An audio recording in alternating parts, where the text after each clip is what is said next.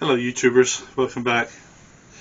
Project I'm going to do for you this week is this piece of apple.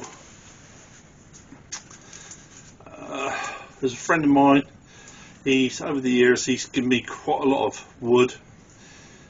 He has a wood burner, and if he finds anything interesting, or he puts a saw through it and is spalted or anything like that, very graciously he always thinks of me, which I do appreciate. John, nice one.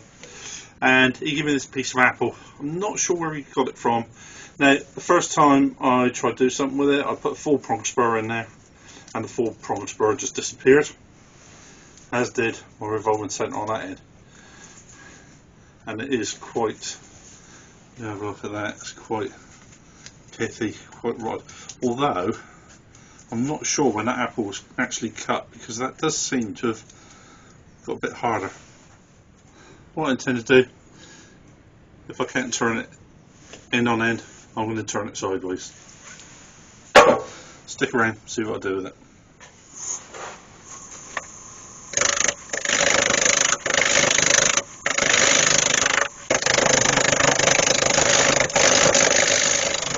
That's a piece of wire that's on there, and I reckon that goes all the way around there. That's going to take me ages to dig that out. Right, so I've discarded that one. That was another piece he gave me, and I think I'm going to use that one now. Just been over and trimmed that up on the bandsaw. Beautiful markings running through there. Should be quite pretty to use. So I just want to find the centre of that. 240, 120.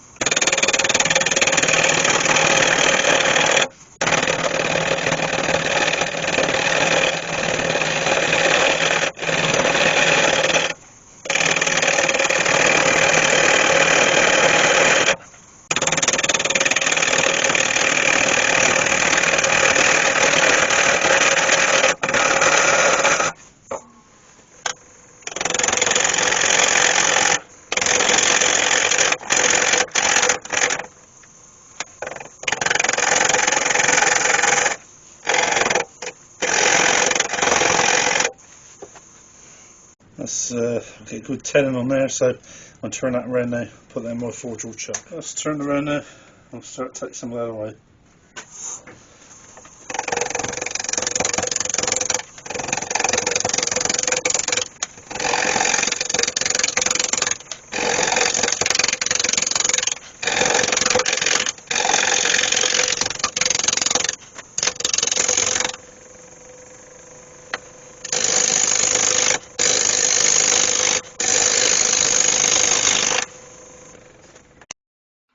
I have that nicely set up in my forge chuck, and I brought in my revolving centre.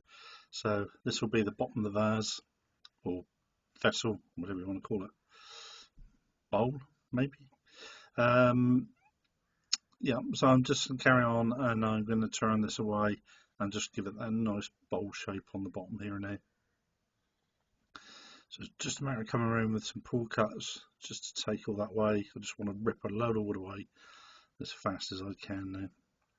You do have to be very careful when you're doing this, because obviously that wood's only coming around twice. It's not like a conventional bowl, and you're cutting a lot of air. So it's just coming around twice, and it's very easy to forget that and get your hand in the way. So you do need to be quite careful. So as you see, I've taken quite a bit of wood away, but you can also see, if you see where that air bark is, where my revolving centre is, you can see that's quite a way off centre, and that needs to be moved over. So I've just taken my revolving centre back out of the way, I've loosened my chuck, and I'm just moving that piece of wood over slightly so that it cuts more in the centre as opposed to off to one side. So I put that in, just tighten the chuck up again, and then just give it another cut. Just see what that looks like. And again, if you see the outer ridge of that cut, it's cutting on one side, but it's clearing on quite a bit on the other side, so that needs to be moved over a little bit more. Unfortunately, all of that bark was getting in the way, allowing me to move it over, and my revolving centre wanted to slide back into the same hole, so I've cut some of that away with a chisel and my nice new mallet, and then I can just get to move that over just a little bit more and see what that looks like.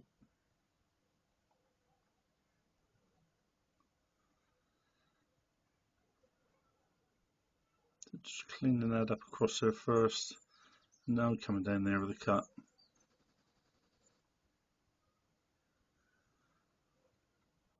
And as you see now, that's a lot more central.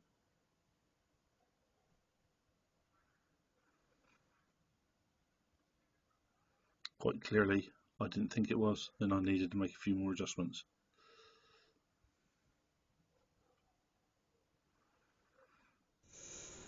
So that's about finished.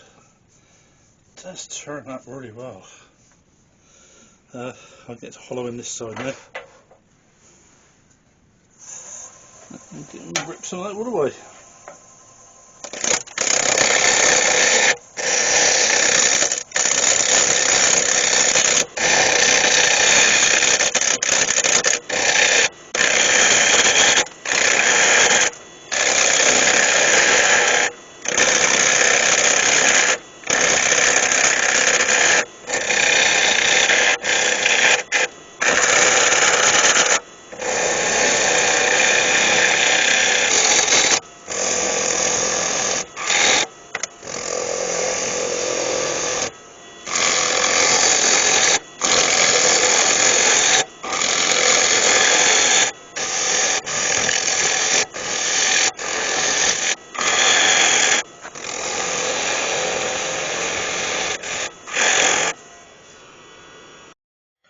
So I'm just carrying on hollowing this down.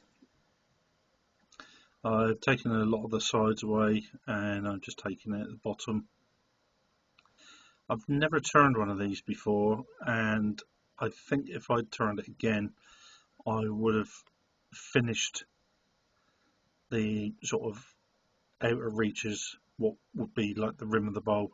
I think I would have finished that off more. That did flex quite a bit when I come through. And it was very difficult to get a good clean cut right the way down through. You can feel it when you get it on those outer edges, you can feel the difference where it starts moving away from the tool. But this is something quite therapeutic about hollowing a bowl, I find it, so I don't know what it is. But you see as I'm coming down through, I'm now hitting down into that central pith, that darker colour, which was quite hard, surprisingly. Seems when I first tried to turn it, it was very, very soft. I did enjoy turning this.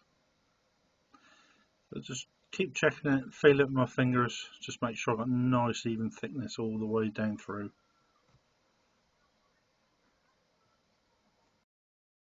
I was given a load of cherry just recently, and I think once I finish this I'm going to go away and cut some cherry and turn another one just like this one.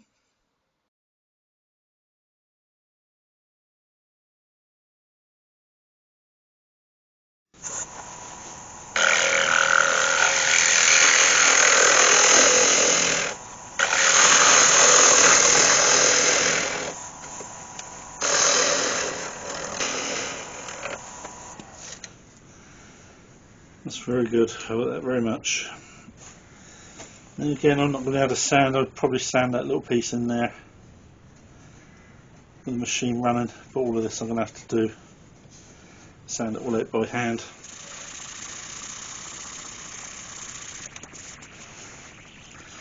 That was a nightmare sanding that. It's grain running in all directions.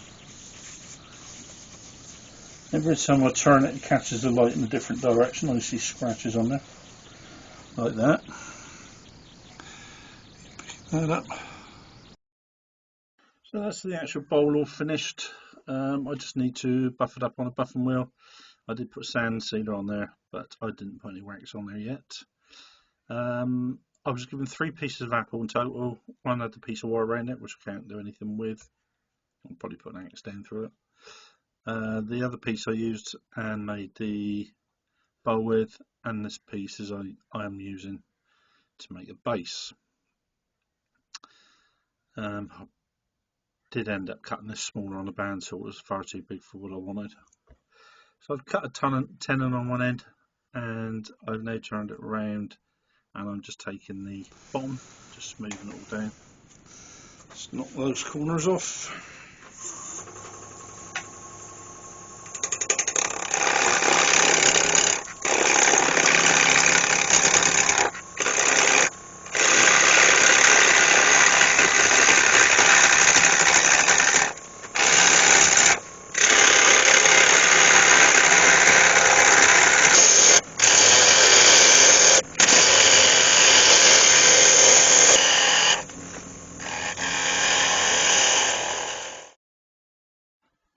This is the bottom of the base, so I just need to clean that up. I need to make sure I have a bit of a recess in the bottom there, because I want to make sure it sits out on the rim and doesn't wobble. So I've now just marked a recess in there for my dovetail jewels to go in, because in a minute I'm going to want to put this in the lathe and turn it around and just put some slight detail on the bottom. So that is quite a nice recess there. You did see my head got in the way of that shot. I have my dust mask on. I do like to do that now and again, just to prove to my wife that I do wear it. And then I'm coming in, just sand that up. Just get a really nice finish on there. And then we put some sand and sealer. So this is going to be our base.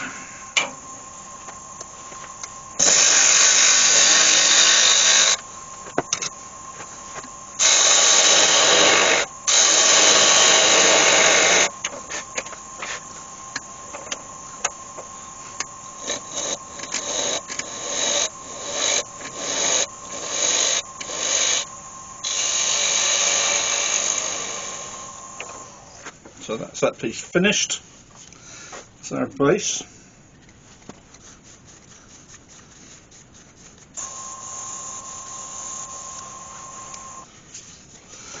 What's funny is that is quite hard wood to turn, and normally hard woods, when you do turn them, you get a really good finish off them, but that's not brilliant. Not very glossy. I mean, it's a lovely piece of wood. Don't get me wrong. I would have expected to be shinier than that. So what I want to do now is just turn a stem, and I've taken the last piece of apple that I had,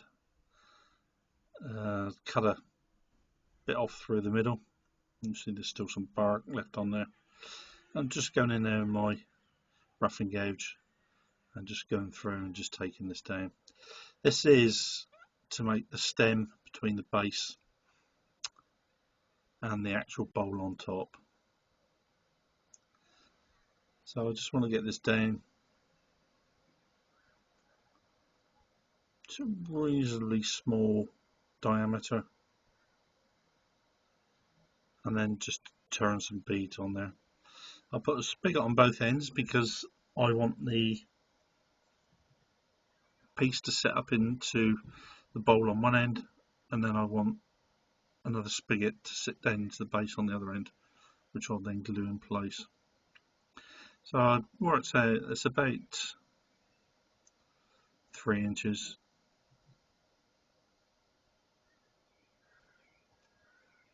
I think that's a little tell it by eye, and I think that was quite long enough.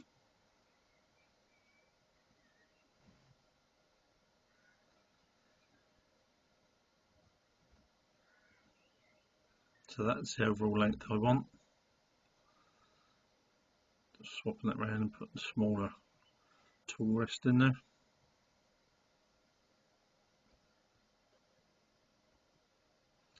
That's my 2 spigots on either end, and I just find the middle, because what I want to do is just put a bead in there, and then probably just put a bead in between each one of those 2.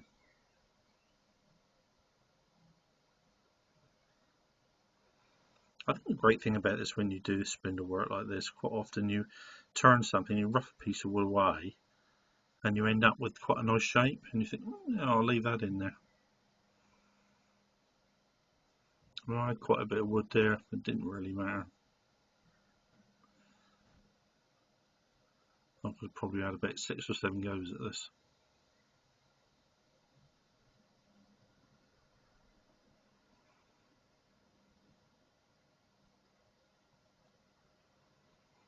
You see already I've started to form that centre bead, and then I'm putting 2 smaller beads in between there. I've got the tenons formed on both ends, or spigot on both ends.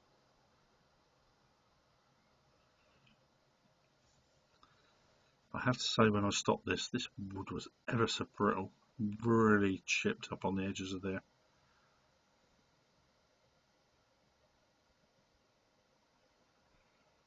It's good fun doing stuff like this. I really do enjoy doing it.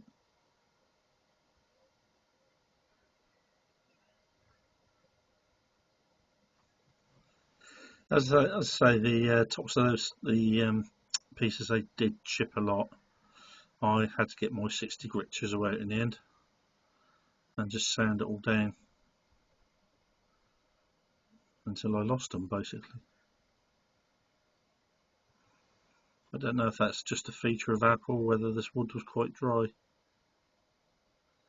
Let's say, I really wanted a chip. So that's pretty much the final thing. A bit of sand and sealer on there.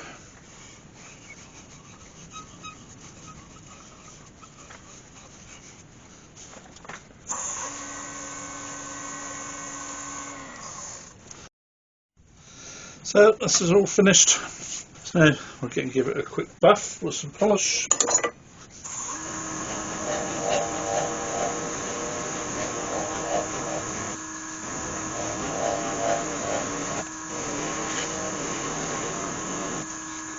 That's a better finish on there.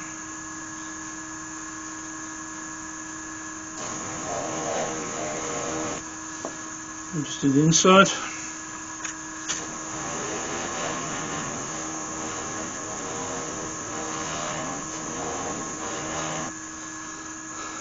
Much better finish in there. Now for the assembly. So there we have, YouTubers. There's our 4 bits. Super glue.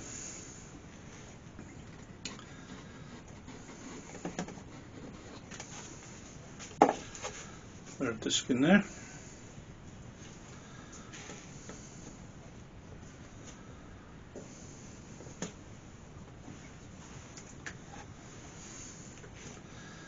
Drop some over that.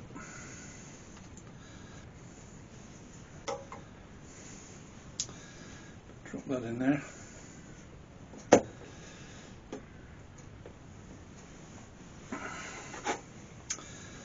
And the same on that one.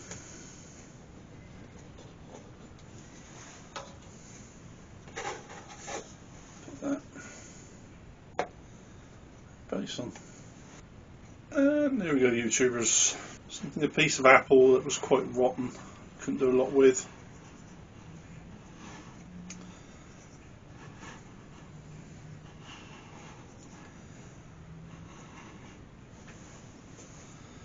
I hope John likes it.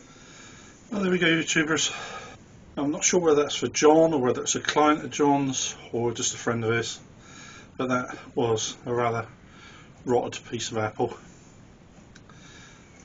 I think it turned into quite a pretty piece, actually. That has turned out quite well. I hope he, she, whoever likes it. And if they don't, I can certainly find a home for it. Well, I hope you enjoyed that. Thank you very much for watching to the end. As always, I've been Steve Howe, and this has been quite an enjoyable couple of days down in my workshop. I quite enjoyed making that. A little bit of bowl work, a little bit of spindle work, just something a little bit different. So thank you, as I say, thank you very much for watching, and you all take care of yourself, and I'll see you next week. Bye bye.